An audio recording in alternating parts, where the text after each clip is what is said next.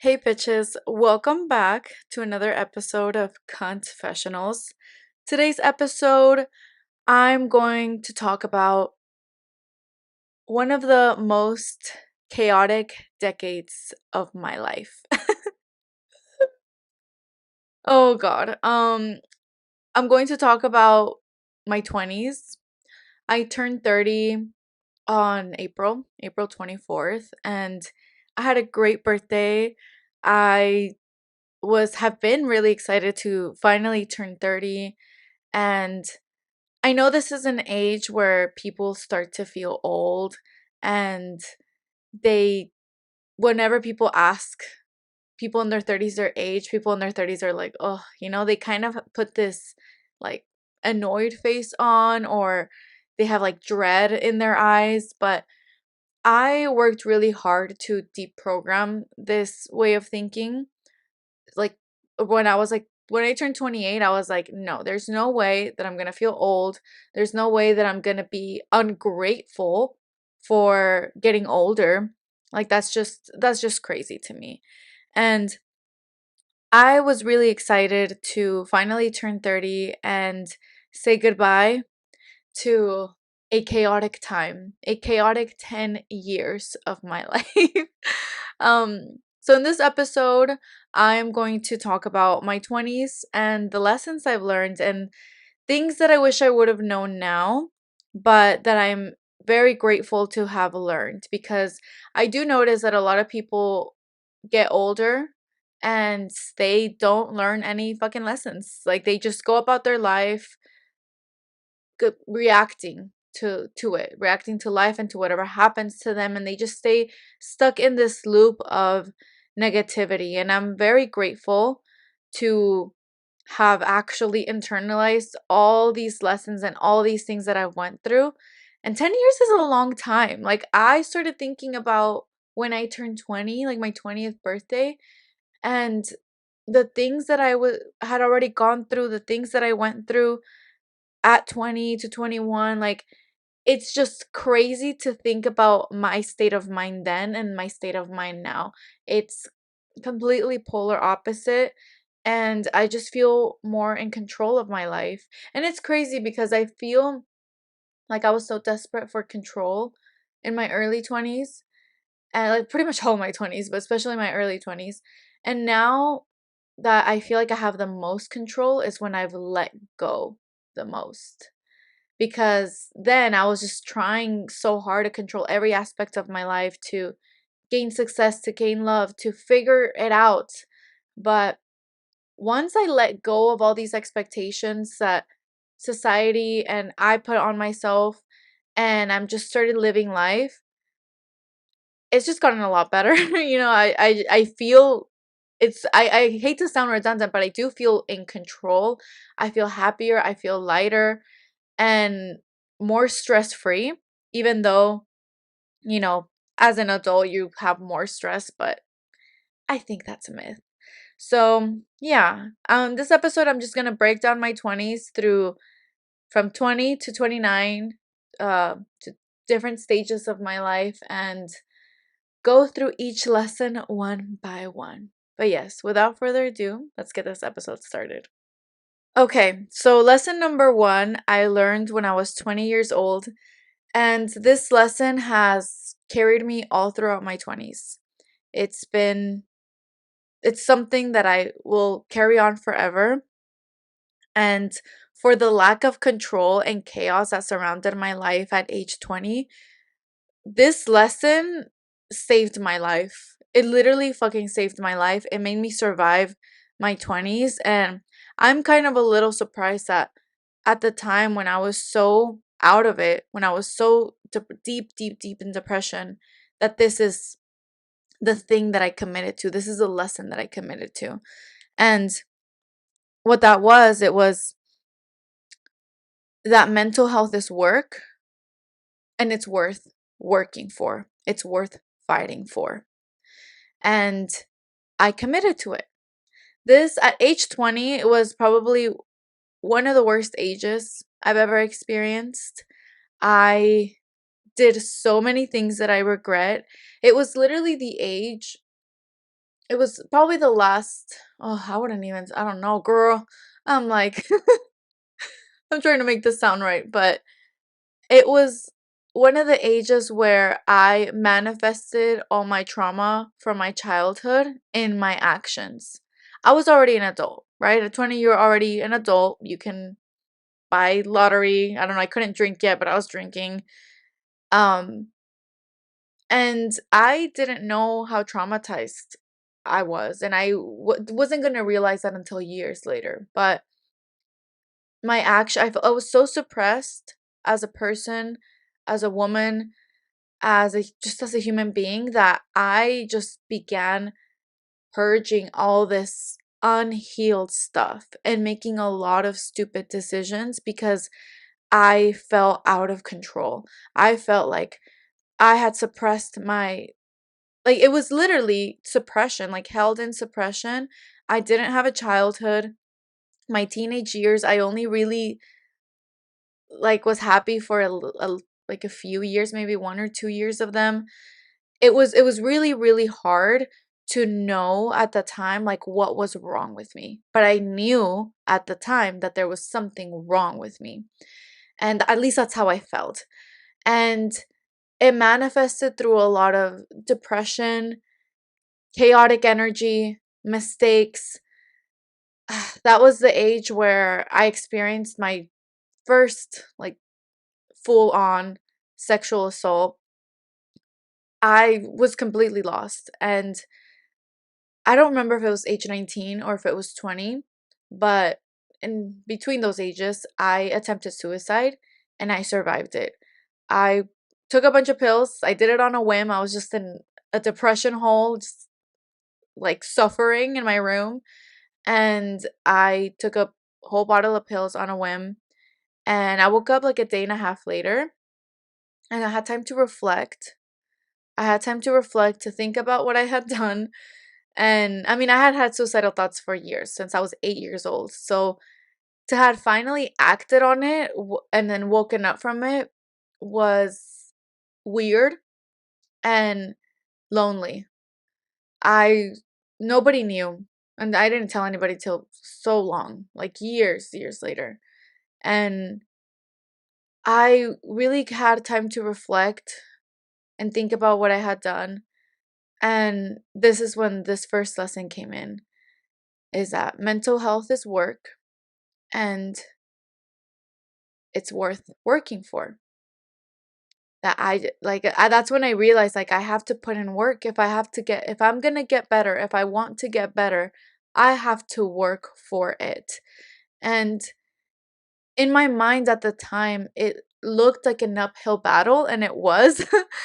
All my 20s, it was an uphill battle, especially my early 20s.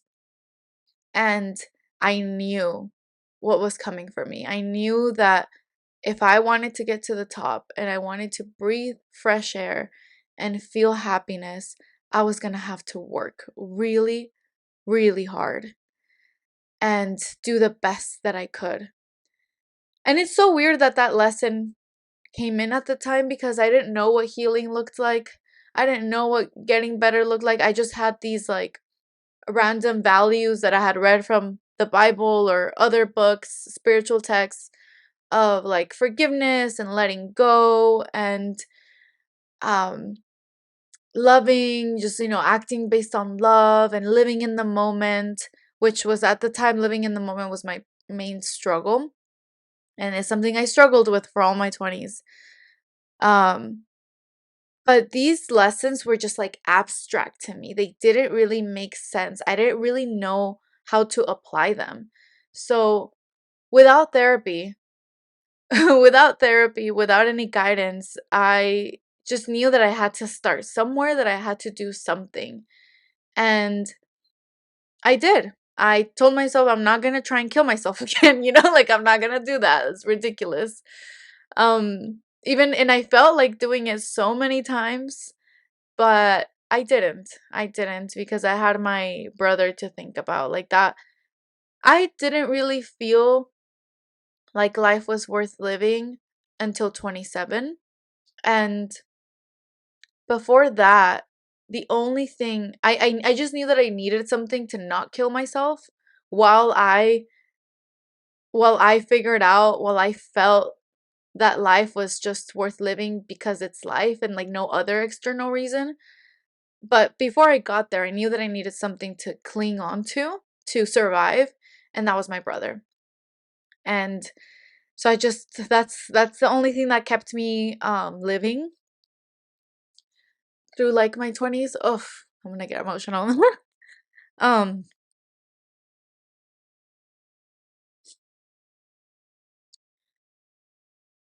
so I worked really hard. I was blind. I was following. I knew the journey that I had to get on, and I got on it, but I had blurry vision the entire time because I didn't have any guidance. All I had was a commitment that I made to my mental health, to my life, and to my family. So, once I hit 21, I started to feel a lot better. I stopped being a hoe because of the sexual assault, I got really hypersexual after that. I just wanted to like get rid of the person that had violated me by sleeping with other people and like forgetting, like I felt like sleeping with other people was gonna like take him away from like my body because I just felt so disgusted. um, so once I hit 21, I stopped that shit. And I started to have a little bit more fun. And yeah, like life was 2016 was a good year. 2016 was actually like when I saw, after I made that commitment, I saw a glimmer of hope. I was drinking and partying, but it was fun. You know, it wasn't it felt I had friends now. Like I made friends again. Because I was very lonely from like 17, from and like 19, 20, I was very, very lonely. So I made some friends, I went out, had a lot of fun. But then age 22 hit, and from ages 22 to 24, I learned several lessons. A lot of things happened from ages 22 to 24. And this is when the hill that I was hiking was the steepest. It was so hard. It was so hard because my environment was chaotic. I suffered a lot. I was in a toxic relationship with an abuser that verbally and emotionally and sometimes physically would get me. And this relationship gave me the biggest lesson, the biggest absolute lesson. And it was to never judge because it can happen to you. I never thought that I would be in a domestic violence situation. Never. Never in my head when, like, I don't know. It was just like my family would talk about it. I would see it on TV and I'd be like, that's never happening to me. Like, that's crazy. And then it did. And then it did. And it took me a long time to realize, like, how and why. And it was because I was being abused through my childhood and I didn't know that, like, getting hit every almost every day, like for sure every week, and hearing you're stupid, it's your fault, you know, things like that, being verbally and physically abused as a child, like obviously I'm going to replicate that, but in my head I lacked so much awareness. I was so disconnected from myself, from my reality, from the rest of the world, because I had just been like sheltered and abused, that I didn't think that was abuse. I was like, oh, this person is like calling me a slut and a bitch and all these things, and like leaving me like alone in places when I'm drunk. And um when I the times that I tried to leave, like he would get physical. So it like I knew that it was abuse like later in in that romantic relationship, but I didn't know why it had happened to me. And then later I realized it. And that's the thing. I think when we say that it could never happen to us, like that could never be me, sometimes we're not even aware of like how our life has played out, like the traumatic things that we've experienced, a lot of people just have unprocessed trauma. It's stored away so far back in your memories, in your brain, that you don't even realize that it's there when it is. And that's after I ended that relationship, I learned the second lesson, which was that I needed to break generational patterns, because that was a pattern from my childhood. That person that I got with romantically was my mother. Like that was my mother. And it's yeah, it's just I was trying to repair what had happened to me through another person, and I suffered so much and I was so suffocated, just like I was in my childhood.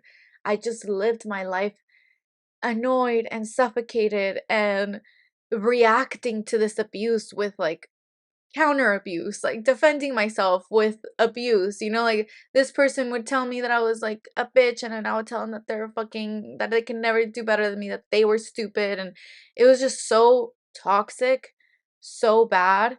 And I eventually, at 24, during the pandemic, I broke it off in 2019. But during the pandemic, it's when I had a lot of tower moments, because I was battling between two path two paths. One, moving to LA, following my path, and then the other, which was repeating the cycle, the toxic, ugly, traumatic cycle.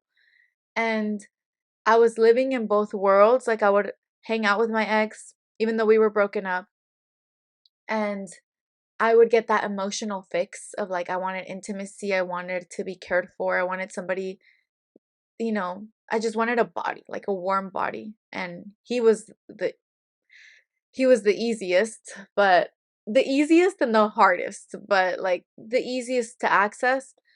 So yeah, it's like when you go back for comfort to the person that abused you. Like that's how it was, and it was just like this addiction that I had to this person that I like hated. I hated him. I There was points where I was so disgusted by him. I got the ick so many times, but the addiction was there because of the generational curse. And I was on this path. I was living that during the day, on like during some days during the week. And then when I was at home by myself, I was making all these plans. I was manifesting. I was so happy in my own company. It almost feels like it was two separate lives, like two separate years. Even though it was 1 year of half the time spending it with this terrible person, and then half the time spending it with myself and planning my life. And I was planning my life without him. But um yeah, I mean, I knew that I wasn't gonna be with him. He was kind of just like a placeholder for me to have during the pandemic, which was terrible for me. Um, but I was getting pulled. He was trying to pull me to the other direction, trying really, really fucking hard. And I made my decision because the gut feeling was so strong. Like every time I thought about staying with him or letting him come to LA with me, I got sick. Like I literally felt like I was gonna throw the fuck up. And that feeling was so strong that I was like, no, I have to leave. So my lesson for 22 and 24 was that don't judge, because it can happen to you. No matter how strong you think you are, no matter how great and intuitive, things can always catch you out of whack. And self-awareness was a big one at the time, because I was battling my impulses and my true desires that God wanted for me, that God wants for me. And I was disciplined enough. And I owe it, not even, I don't even owe it to discipline that much. I just owe it to getting tired of my own shit and to the gut feeling to have stuck to the path that God intended, and not this like disgusting, horrible thing. But yeah, those are my lessons for 22 and 24. It was to leave the toxic path and choose wisely and not judge. So 25 is when I moved to LA, and Oh my goodness. The months between January when I moved, January 2021 to honestly 2021 was lit. I was a bird that had been freed from its cage. I got to LA and I was so happy. I throughout all my 20s I struggled really hard with dissociation, and this was a time when I was in the present. Like I woke up and I woke up in LA, I woke up in LA. I lived in Larchmont Village, which is so pretty. It's so green, and I would take walks. The city was still on lockdown, so everywhere I went there was no traffic, and I spent 4 months by myself exploring LA and in my own company, and it was absolutely fucking magical. It was so magical, and it was great. I was manifesting everything. Like I got an agent, I got a manager, I got into acting classes, I was auditioning. I was living out the dream. I was so happy. Things were just working out because my energy was so high, so good. Um but then things started to happen. Things started, and that's the thing I've learned now, which I'll get to later. I'll get to 29. My lessons were 29, but at the time I knew about manifestation, but I didn't know how to keep the momentum. I was just, I was still reactive. So from 25 to 27, even at 28, but 25 to 27, I was still very reactive to my environment. And when I got to LA, it was everything I had worked so hard for. I was reacting to all the great things I was seeing and attracting so many good things. I took that leap of faith, but then negative things started happening. And, like as they do, because this is life. Life is just a culmination of joy and suffering and pain and excitement and friendships and love and heartbreak. It's just a mix of positive and negative things. So, as time passed, I was left to deal with the mental consequences of my abuse and the negative things that were currently happening, which wasn't that many. It was some things. Like I experienced racism. I've talked about that in other episodes. For the first time ever, I experienced racism and lots of misogyny, but I mean, what's new? What's new with that one? Um I didn't experience much racism in El Paso because everybody's Hispanic. There's a lot of people that look like me there. There's a lot of people that look like me in LA also, but there's a lot of white people here, way more than than in El Paso. So I was dealing with some of those things, and then the the things of my past, my sexual abuse, my toxic relationship, my absent father, abusive mother.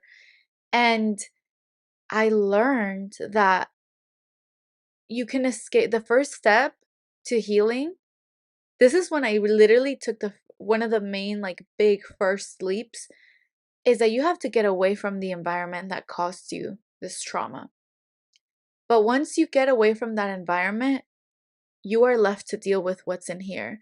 You are left to deal with the PTSD. It's like you're not in the war zone anymore. You're home.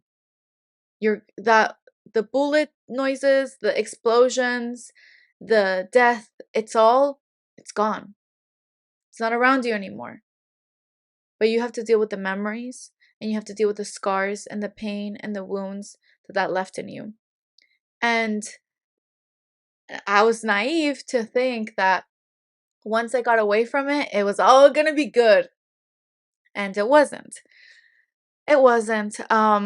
I got into therapy, and I did EMDR. I've talked about EMDR so many times. Um, but EMDR it's a cognitive, what is it?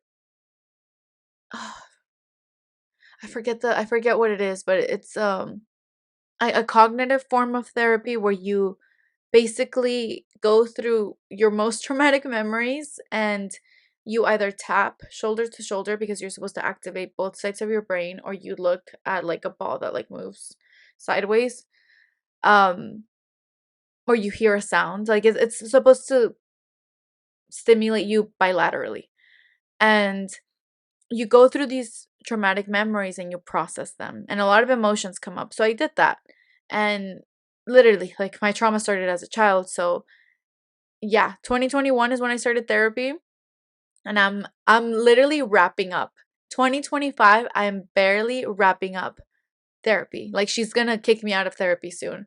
But um yeah, so I realized that I had to process all of this stuff that some of it I knew was bad, some of it I didn't know. And yeah, and then I did it, and this is when the real work started to get sped up, and this is when it really, really began. So from 25 to 27, I learned that there was nothing wrong with me. You know how I said like in 20, like I knew there was something wrong with me? I 25 to 27, my biggest lesson was that there was nothing wrong with me and that beliefs matter. Beliefs are everything. Things had happened to me that shouldn't have happened to me, shouldn't happen to anybody. And now I was left to do the work, the actual work.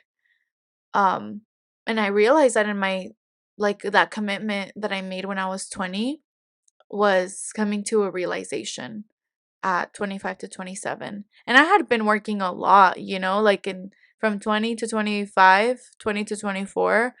I did the best that I also learned that in my at 25 to 27, that I did the best that I fucking could, given the environment around me, given the chaos, given the abuse that was still going on. I was trying to heal while I was simultaneously getting abused and reacting to that abuse. And then now that I was away from the abuse, I healed so quickly, so fast. And yeah, that's when I learned that PTSD is real. I also learned to be really forgiving of my mistakes. and I started learning from my mistakes after being freed from the cage, after leaving the toxic environment. Like, I learned to value that my mistakes were really like mine now. Even if they were influenced by previous trauma, I made those decisions fully because I escaped. Sometimes the hardest thing to do is to escape that environment. But once you do that, it's like your healing goes light speed. It goes from like 10 miles an hour to light speed. It is insane how much I progressed from after moving, after leaving. And yeah, it was just that one step of bravery. And I mean, from at 26 and 27, I experienced two major depressions here in LA, where I still continued with the suicidal thoughts, but obviously I didn't do anything, and I wasn't going to, because I had my anchor. I had my brother that was like, I'm not going to do anything, because it's like I'm living for him. Um and I still live a lot of my life for him and for my friends also, because I love my friends. Um but I would say that at 28 to 29, that's when life became worth living for myself. And yeah, I think that's one of the most valuable. I think all these lessons are extremely valuable, but throughout all that suffering, through all that work, all that hardship, all that labor, I learned and I felt like life was worth living just for myself, because I'm valuable, because I offer something, because I love freely. Um so 28 to 29 was really putting what I had, all my lessons, into practice. And yeah, this was a very interesting these were very interesting 2 years, because at 28, um one of my first lessons that I wanted to put in practice was with dating. I didn't really date much in LA when I got here. I really just wanted to focus on myself. And at 28, I was like, I'm going to date intentionally. And I did. And I made so many mistakes, but I still had a pleasant overall experience. And because I was really putting all my lessons that I had learned in practice.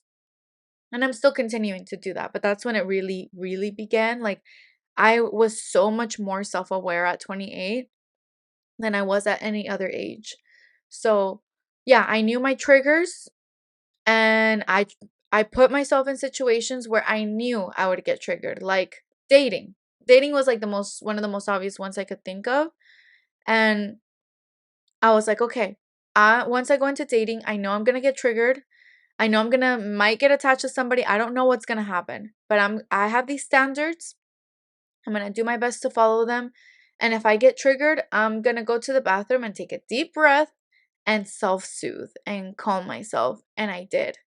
I did that all the 4 months that I dated, and then I had a boyfriend, and um he honestly, like, for the mental spot that I was in at the time, which was a good one, but it was like so rough around the edges.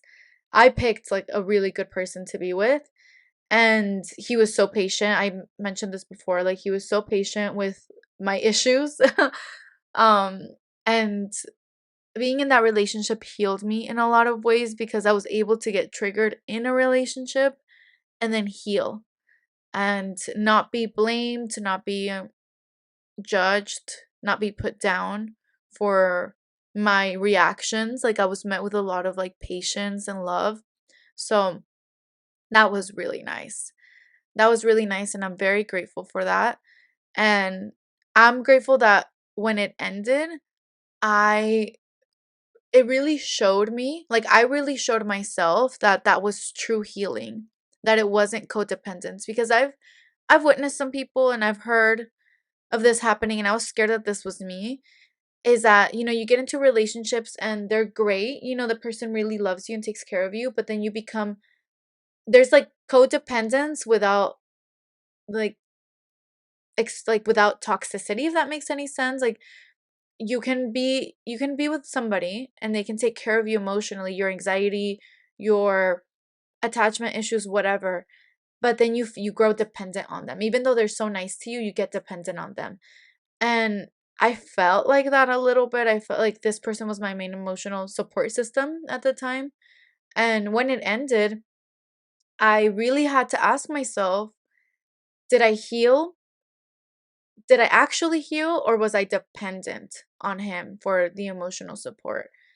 And I think there was like a tiny little bit of dependence, but I think in every relationship there should be a little bit.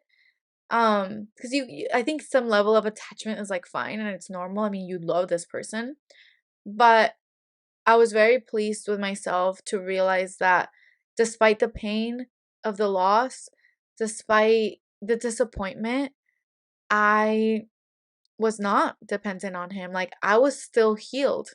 I still healed myself in this relationship. He helped, but ultimately I did all the work because I came out securely attached for the most part. Like, when I went in maybe 30% securely attached and 70% anxious, and I came out 90% securely attached. I can confidently say minimum 90% securely attached. So, for the next person that I date and hopefully marry, I'm going to be such a great version. Like, I'm going to be secure, and I'm very satisfied with that, and I'm very pleased because it's that just saves a lot of time, that saves a lot of heartache, a lot of struggle in relationships, and I can just be calm and really enjoy the relationship instead of like worrying about my issues. But I also think that if you meet the one or like your special person, while you have these issues and you're not completely, like, you don't have to be healed to meet your person. You definitely don't. Like, I thought this person was my person, and I would have been so happy if it would have worked out, and that would have been fine. He did help me through all of this. But since it didn't work out, now I've just shifted my perspective, you know, like I'm excited to start with somebody new that I don't have to like deal with these types of issues, you know? Like I could just tell this person what I've gone through, the things that I overcame, and they can be proud of me, and then they can tell me their stuff, and then we could just enjoy. But yeah, I mean, 28 to 29, I was really putting my mental health lessons in practice. And it was like the latter half of that really tough labor of that really steep hill, and it was I was satisfied. And this is crazy because this was my Saturn return, and a lot of things happened during my Saturn return. Like I almost died. I got sepsis from a UTI turned into a kidney infection, and then that kidney infection turned into sepsis. And oh my God, like I like that to me, like now it's, even though it happened a while ago, it happened December 2023. Yes. Um, it's hitting me because it's like, wow, like I survived and I wanted to live. I don't want to die. That was my opportunity, bitch, to like and no, I don't want, I'm like, no, I don't want to, no. Like, I mean, God can do whatever the fuck he wants, right? But um I just didn't I just didn't want to die. And I felt like I needed to do stuff. I needed to apply all this healing, all these lessons. And yeah, I mean, 28 to 29 was truly an ego death. I could say that. It was an ego death. Through so many things in my life, I came face to face with my mortality. Because in my early 20s, I was so reckless. I put myself in so many bad situations where I could have died.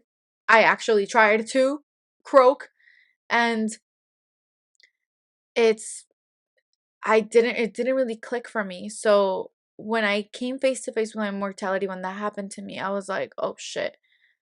Like that was huge for me. I was like, I want to live. I want to enjoy my life to the fullest.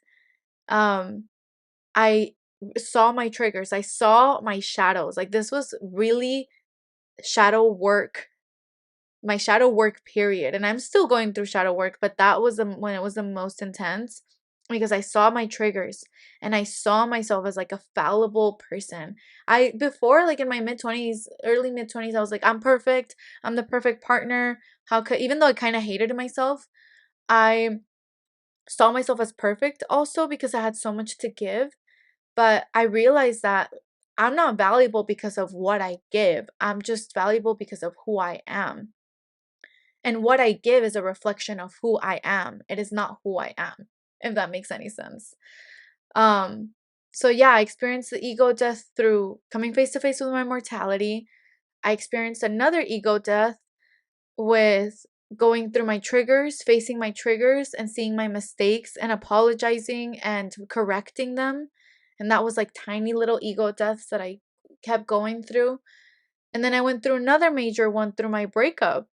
Um, because god damn, like that was, I was so in love, and it's something that even now, like I'm still processing. And I've learned to detach. Like I don't even think I've like encapsulated a single lesson in this age, but I think the lesson would be that ego death is necessary. And through this breakup, I saw that I was actually healing, because I went through this thing that I was so scared of, like a breakup, like breaking up with who I thought was the love of my life, and then that ending, and having to deal with myself and with my emotions, with my healing, and really honestly doing it flawlessly. Like I will suck my own dick and say that, because I crashed out so many times, but I'm glad I did. I needed to. I needed to crash out. I needed to process. I needed to make little mistakes here and there. And yeah, like it's just, I feel very satisfied with the way that I processed everything, with the way that I've soothed, with even with the mistakes that I've made, because the way that I get up after those mistakes is just, girl, like my 20-year-old self will be like, "What the fuck is that bitch?" She would be like, I don't think she would even understand what is going through my head, what I'm feeling, how, like, instead of a storm, it's just a steady, heavy stream. It's like a river that is like, it's like a waterfall. Like, now it's a waterfall instead of a hurricane. It's flowing somewhere. There is purpose behind it. It's going in one direction. It is not causing destruction. It is intense, but it is part of nature. Whereas a hurricane, it just destroys everything and it's chaotic. So, yeah, I mean, processing my pain like a waterfall is just, it's beautiful. Like, it really, even though it's painful, it's so beautiful. And yeah, I mean, I feel, even when I feel confused now with a lot of areas, this taught me how to like sit in confusion. Like, this breakup, because this breakup was confusing. I really sat in the confusion. I sat in the uncertainty. And yeah, like that was an ego death, because it's like, don't have I can control my life. I can manifest, but I don't have to have control. I don't have to control everything. I don't have to like put these expectations onto people and on like my life and all these things. Like, I can just let go. And what goes hand in hand with that, and I'm going to end with this, is that at 29, I will say 29, I really learned how to properly manifest. I've known about manifestation since The Secret came out when I was 13, and I was fascinated. I read the book like 4 times. I saw the movie like 4 times. Um and but I didn't really know how to properly apply it or how to be consistent, because it's more than it's not just a mentality, it's a lifestyle. It's a habit that you build. So when I got to LA, I manifested so many great things, but then they disappeared because I got swept away by life. I got swept away by the negativity, by things that did grab my anger, like racism and misogyny. Sure, I could be upset about those things, but I let the negativity of those things take away my dream and rip it out. And the universe was like, I was channeling more that energy instead of the energy of like, you know what? These things are not going to get in my way. I'm going to keep going. I'm going to figure out a way to be perceived how I want to be perceived, to play the roles I want to play. I'm going to carve my own path. Instead of having that mentality, I was like, oh, this is so hard. I knew it was going to be this hard, but not this hard. Experiencing it is terrible. This is annoying. These people are creeps. Like, why do women have to go through this? Blah, blah, blah. Which, like, both of those things are real. Both of those things are true. But you have to make the choice. You can accept the negative. It's there. Sometimes things happen, but that you don't live by it. So I got into this breakup. This breakup really fucking did it for me. Like, so many good things came out of it. And it's crazy because like some of the best things come from the deepest pain. And I think because that pain was so deep, but I was also so healed already, that I was able to create and to really take care of myself how I needed to. And I went into this whole manifestation route. I did a lot of things. I did Pilates. I started Pilates. Um what else did I do? I started working more, like, just getting my life in order. I had to really focus, like back when I started dating, really focusing on my triggers. I kind of had to do that over again, where I was like, okay, I'm going through something really hard right now. I have to do the healthy thing. I have to take care of myself. So I was really, really taking care of myself and trying to carry this pain in the best way that I could. So one of those things, I started learning a lot of stuff. I went into rabbit holes about like different subjects, topics, just learning. And one of the ones that I really went deep into is manifestation. And damn, Dr. Joe Dispenza, Dr. Tara Swart, highly recommend those two if you want to learn about manifestation. There's a lot of neuroscience involved in manifestation. It's crazy. Like, it's so scientifically backed that like everybody should believe in it. And yeah, so I went into that, and I'm still in the process of like learning how to be more consistent, but now I feel like I have all the steps down, and it's really like the concept is actually so simple, but you kind of have to keep listening to the same thing over and over again so it really sticks. And my biggest lesson that I learned at 29 is that it's all energy. It's all energy. Your gut, your intuition, it's all real. And I like this whole my whole 20s have been about following my gut and going against it, and going for it, and when I go against it I suffer. When I follow it I thrive. So yeah, my main focus right now is to be in the moment, to have good energy, to put out good energy, to live by love. And yeah, I get frustrated. Yeah, I get annoyed. I'm a fucking human being, but I no longer let those emotions control me. No, not anymore, bitch. Not any fucking more. I'll feel them because part of manifesting like is healing. It goes hand in hand. You have to process negative emotions. Like if I want to cry, if I want to sulk a little bit in something that is hurting me, then I'll do it. But I don't do it because I like to suffer, or because I'm giving the negativity room. I sulk or I process it because it has to flow. Just like a waterfall, sometimes if you put trash in there, if someone takes a piss in the waterfall, it's gonna have to flow through and then eventually it gets cleansed, right? But sometimes shit gets dumped where it's not supposed to, and you just process it. You let it flow. That was a really shitty um analogy, but whatever.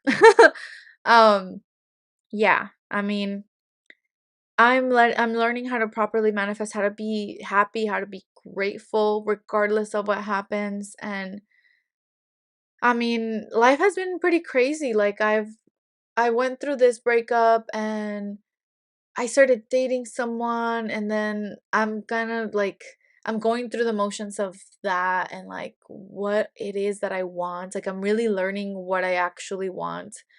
Um Interacting with different kinds of people, feeling their energy, uh trying to like read and process and intellectualize a lot of stuff but without getting stuck in here.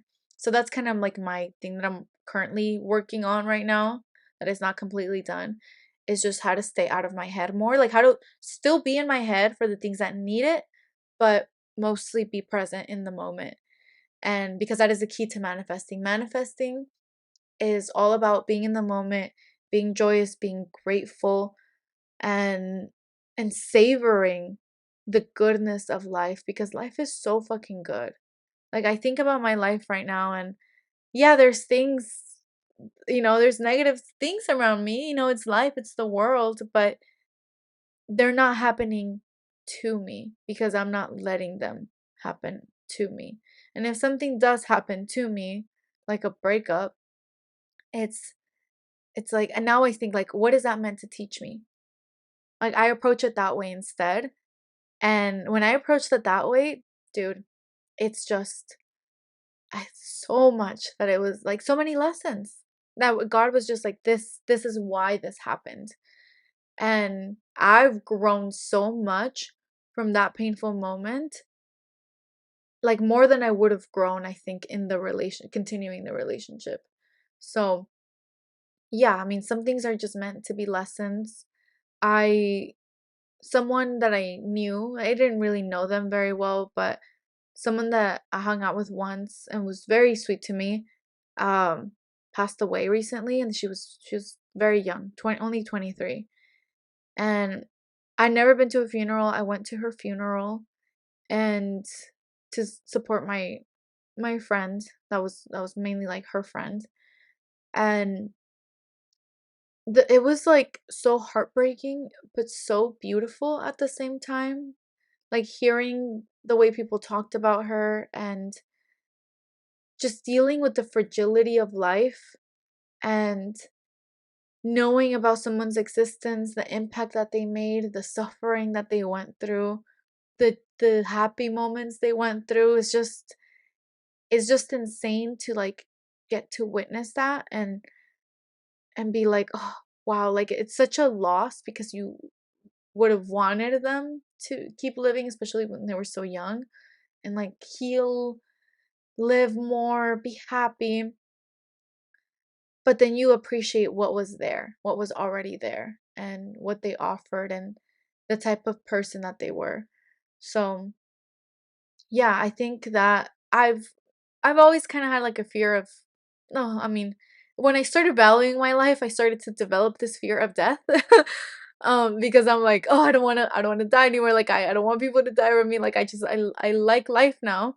So dealing with it in like close proximity, it was weird because it's something that I'm kind of scared of, but I think God is trying to teach me to like really value life.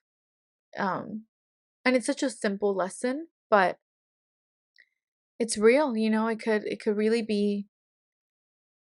Like it's even scary to say, like it could be gone at any moment, and you really have to live life to the fullest. And as cheesy as it sounds, it's so fucking real. Like it is so real. We're all gonna die. We're all gonna fucking die. Getting older is a blessing. Nobody's guaranteed life. This physical life, this life where manifestation is real, where you can attract anything you want. You could literally have anything you want. You can help.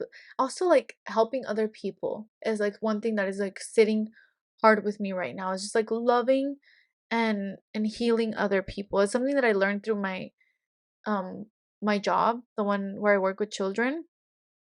It's given me a lot of fulfillment, just like focusing on a young life, like a baby, a child. I've learned how to appreciate them so much more because of the way that they live. And yeah, like live the way a child lives. They're in the moment. They are fully present. They are happy, joyous, running around, being silly. It's that is what life is about. Like it's just yeah. It, I really internalized that after the funeral, and like it's so sad, but it's also so heartwarming to think about, and there's so much joy that comes with it as well, to really juice life and live in it and savor it and enjoy it. And it doesn't have to take a death for people to realize that. It should just take like opening your eyes right now and like seeing and observing everything around you, touching things around you, and valuing what is currently going on, whether that's something super positive, whether that's something neutral or negative. You are living right now. You have control. You have control, but you can only have control if you let go. And you let go by letting go of what's in here and just living in the now. But yeah, this concludes today's episode. I know she was a little emotional or whatever, but yeah, I'm so grateful to have had turned 30, to be starting my 30s. I just feel so aware and excited and happy. And yeah, my 30s just feel like I feel so young. I feel so alive, and I know that I can feel more alive. So that's something I'm working on right now, and I'm excited for that. And yeah. Yeah, I'm very grateful that even though my 20s were very very hard, um that was a decade where I was like a full grown adult, and I made a decision. I made a commitment to get better. And after 10 years, if I were to go back and tell her, it's like, yeah, like I'm so much better now. Um, yeah, it's like I am better. like, I think of like that moment at 20, and I didn't know what the fuck was gonna happen at all. I had no idea. And now looking back, it's just like, she was so right. Like, it does get better. I will get better, and I did. And like, I'm getting kicked out of therapy. I feel like that feels way more valuable than any sort of accomplishment that I've ever had. Um, yeah. So I'm still working, learning lessons and growing is a lifelong process. If God blesses me with like 90 years of life, I will still be growing at 89. Um, but I'm glad to have gotten over that big, difficult hurdle and to be in the spot that I am right now, where I am very guarded and open. Like, I'm guarded with my energy. I don't just give it to anybody anymore, but I'm also open and vulnerable. And learning that balance, I owe that to my 20-year-old self. I owe everything to that commitment that I made. And yeah, every lesson that I learned in my 20s came because of a commitment. Of a commitment to get better and to put in the motherfucking work, bitch. But yeah, this concludes today's episode. I hope you guys enjoyed it. Next episode, next month, June, I should do something happier. Maybe I'll talk about like sex or something, or like dating, or I don't know. I don't know what I'm going to talk about. But yeah, I kind of want to take a break from the emotional, like mental health stuff, because I've talked about it a lot. And yeah, I want to spice it up with a little something different. But yeah, thank you guys so much for listening. It really means a lot when I know people listen. But yeah, I'll see you on the next one. Bye.